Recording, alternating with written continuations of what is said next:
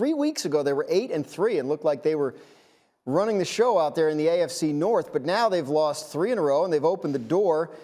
Just one game separates last place from first place in that division. You see the Steelers hanging around there in third place with that tie, a half game behind the first place tie. Somebody's going to win that Bengals-Ravens game and be in first place. Steelers and Browns are going to have to win to keep pace. So, look, we look at, I mean, it's anybody's ball game out there. Any of those teams could still win it, including the Steelers. Mike, I can't believe I'm asking Mike Tannenbaum this. Mike Tannenbaum, can the Steelers sneak in and win the AFC North? There's a 0% chance. There's no way. And there's a million reasons why. But I'll just give you like two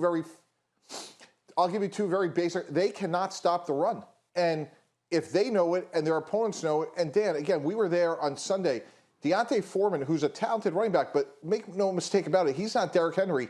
He went up and down the field. And again, the other part of it is, on the other side of the ball, Ben Roethlisberger.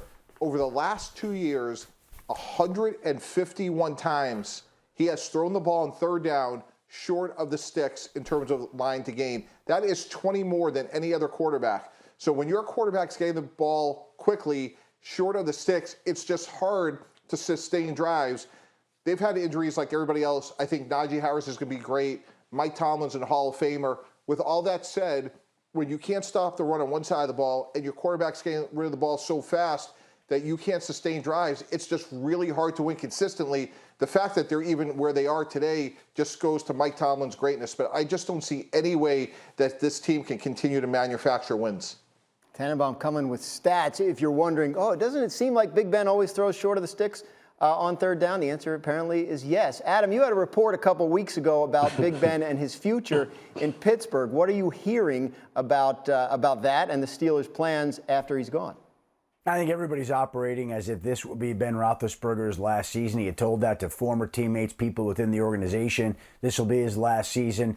And so the organization is at something of a crossroads. Not a huge surprise to think it will be his last year, but you're talking about a Hall of Fame career coming to an end, and this should be sort of a nice send-off for a guy who's given so much to the game and the sport and had so much great success there in Pittsburgh. One of the all-time leading passers, one of the all-time leading players for a storied organization, and these will be the last few games of his career. So this is something of a different time for the Pittsburgh Steelers. They, like many others, will be facing their quarterback future during the offseason, but there'll be time to get to that during the offseason. I think right now the Steelers are focused on trying to get back to the playoffs.